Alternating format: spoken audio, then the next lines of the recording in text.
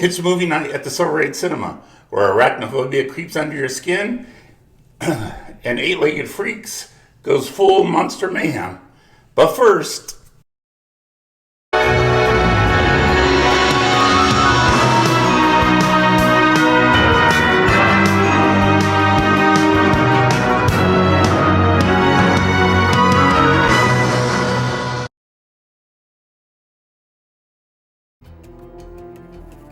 in a quiet California town, a new doctor moves in looking for a slower pace, a safe place to raise his family and start fresh.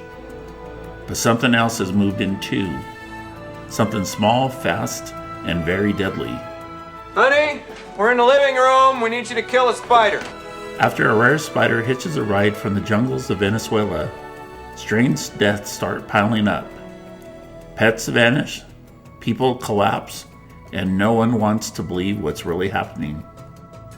Dr. Jennings, already struggling to earn the locals' trust, begins to suspect something far worse than bad luck. As the bodies mount, he teams up with a bold exterminator who treats the job like combat. Would anybody object if I tore this floor out? I would. False alarm, then lead on. There's no spider here. Together they follow a trail that leads straight to the heart of their own backyard, and a nest unlike anything they've seen before. Now, in this quiet town, every creek, every corner, and every shadow might be hiding your worst fear. Frank Marshall guides Arachnophobia with the steady hand of a producer-turned-director, blending small-town charm with creepy-crawly suspense. Before this, he produced Raiders of the Lost Ark, a blockbuster hit, and later directed Congo, a wild creature adventure. He shot with real spiders, each one carefully handled, giving the scares a grounded, skin-crawling realism. Jeff Daniels stars as Dr. Ross Jennings, playing a big city doctor out of his depth in a spider-infested small town. Before this, he starred in Terms of Endearment, a heartfelt family drama, and later appeared in Dumb and Dumber, a breakout comedy hit. Originally a more serious horror movie, Daniels helped shape the film's lighter tone, and even pushed for his character's fear of spiders. Here's Jeff Daniels with his thoughts on making the movie. On a fishing line, and a guy's off camera doing like that, and the spider, boom, comes and lands on my shirt. Terrific. Cut. Great. And I go, oh, cut. Problem was I was wearing a brown plaid shirt, and when the spider landed, you could see him, but not as well as they wanted to. Frank Marshall, the director, came up and said, is it possible? Could we toss the spider onto your face? Okay. You want to be in movies? Yes. I'm in it for the glamour. Yes. Yes. Yes. Here's a new experience. Here's an adventure. Go. Take two. Boom. And the guy's off there, and I'm going, where are they? And then whoop, boom, lands right there. You can feel it moving. 1,000, 2,000, 3, boom, get it off, go, cut it! Thanks, Jeff. That's lunch, everybody. That's how it went. John Goodman delivers Delbert McClintock, the overconfident exterminator who treats every job like a personal showdown. Before this, he broke out in Raising Arizona, a cult comedy favorite, and later voiced Sully in Monsters, Inc., a beloved Pixar hit. The sound of him crushing a spider came from Foley artists snapping potato chips, the perfect crunch for Goodman's bug-squashing boots. Harley Jane Kozak plays Molly Jennings, the supportive wife who keeps her cool even as the town starts crawling. Before this, she appeared in Parenthood, a heartfelt family dramedy, and later starred in Necessary Roughness, a light-hearted sports comedy. Though uneasy around spiders, Kozak refused to double and faced the real thing herself, keeping her calm both on and off screen. Julian Sands plays Dr. James Athro, the slick bug expert whose curiosity helps unleash a nightmare.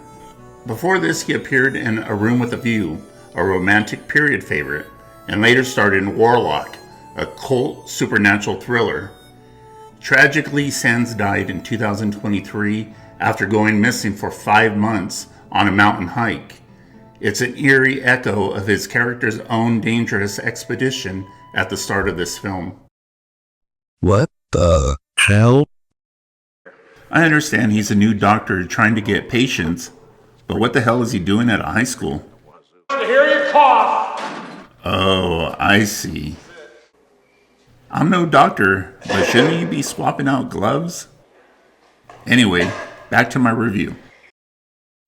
Arachnophobia is the perfect mix of funny and freaky, the kind of movie that makes you laugh one minute and check your shoes the next. Directed by Frank Marshall, a longtime Spielberg producer, it carries that same Amblin style, balance of wonder, suspense, and small-town charm. You can feel the Spielberg DNA in the pacing. It's polished, playful, and just scary enough to keep you squirming. Jeff Daniels nails the everyman panic. You could feel his skin crawl. And John Goodman's bug-spraying exterminator adds just the right dose of comic relief.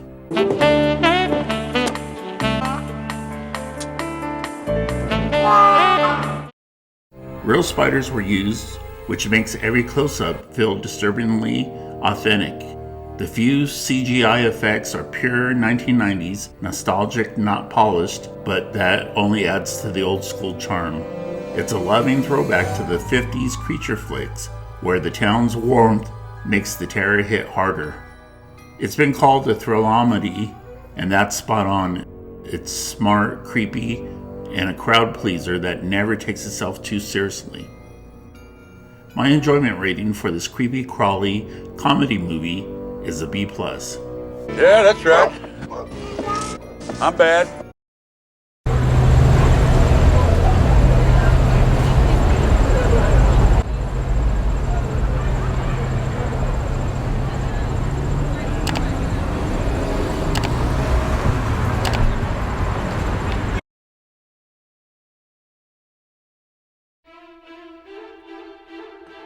In a dusty Arizona mining town, life has slowed to a crawl.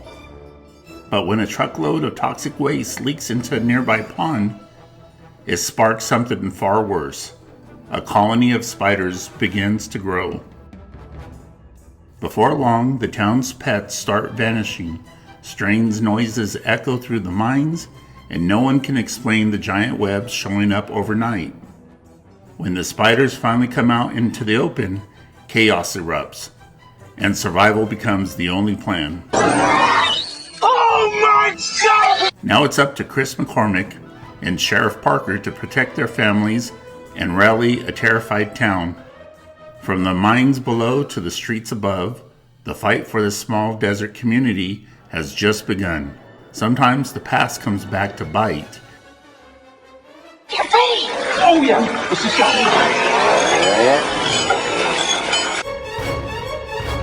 This time, it's got 8 legs.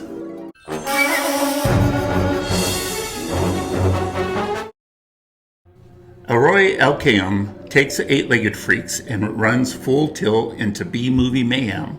Before this, he made a short film called Larger Than Life about giant spiders that caught a producer's attention, and later directed Without a Paddle, Nature's Calling, a goofy outdoor comedy.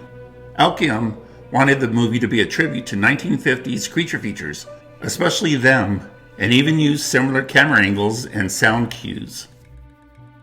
David Arquette plays Chris McCormick, the scrappy hometown hero who returns just in time to save the day. Before this, he starred in Scream, a meta slasher hit, and later appeared in Never Been Kissed, a quirky teen rom-com. Arquette actually improvised the phrase 8-legged freaks during the filming, and it stuck so well it became the movie's title. Here he is with the celebrity shout-out. Hey, Stephen Logan, it's David Arquette. Thank you so much for being a huge fan. I'm a huge fan of yours. Yeah, it's true. There was a lot of discussion over me wearing a goatee in that. And then they made it like a point of like joking about it. So it was a fake goatee. I had to put it on and take it off. It was really annoying. That's one of the main things I remember. And being out in the middle of nowhere, being in real abandoned malls and making it like spiders were attacking them. Kari Ware plays Sheriff Sam Parker, a small-town law enforcer trying to keep her cool as everything around her goes to hell. Before this, she appeared in Anaconda, a creature feature hit, and later starred in Sharknado 2, the second one, a campy disaster sequel. A former MTV VJ, Ware brought that same quick wit and swagger to a role that's equal parts action hero and exhausted mom. Dougie Doug plays Harlan Griffin, the town's conspiracy radio host who's convinced there is alien life. Before this, he appeared in Cool Runnings, a feel-good sports comedy, and later lent his voice in Shark Tale, a hit animated adventure. During one scene, Harlan insists the spiders are aliens, a line that's a David Bowie Easter egg, referencing Ziggy Stardust and the Spiders from Mars. Scarlett Johansson plays Ashley Parker, the sheriff's rebellious daughter who never expected her small town to turn into a spider war zone. Before this, she starred in Ghost World, a dark coming-of-age comedy, and later broke out in Lost in Translation, an acclaimed indie hit. The director said he cast her for her natural sarcasm, which made Ashley's teenage attitude feel authentic without ever going over the top.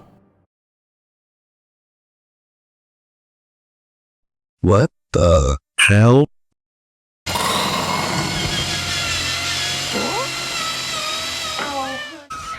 I guess Big Ass Spider's natural enemy is a cat. What the hell kind of kung fu are they using? Anyway, back to my review. Eight-Legged Freaks is pure Saturday night fun, a throwback creature feature that knows exactly what it is and leans all the way in. Released in 2002 and rated PG-13, it delivers that perfect mix of cheesy scares and tongue-in-cheek charm. The cast is surprisingly likable, the small-town setting gives it heart, and the spiders, they're the real stars, are a mix of practical effects and early 2000s CGI that actually holds up better than you'd think.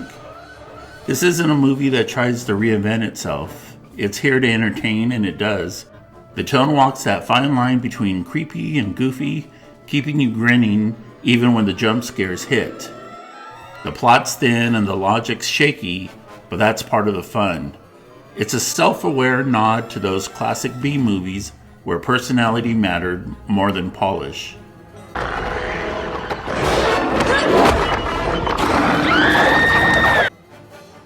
If you're craving oversized spiders, campy laughs, and a good dose of old-school monster chaos, this one absolutely hits the spot. My enjoyment rating for this creepy crawling creature movie is a B.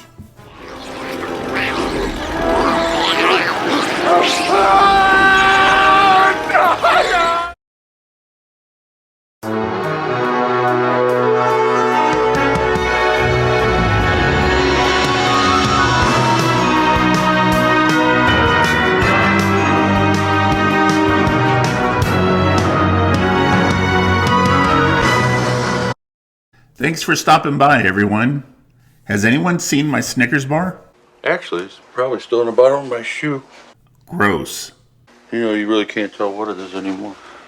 Well, we'll see you next time, because my spider sensors are going off.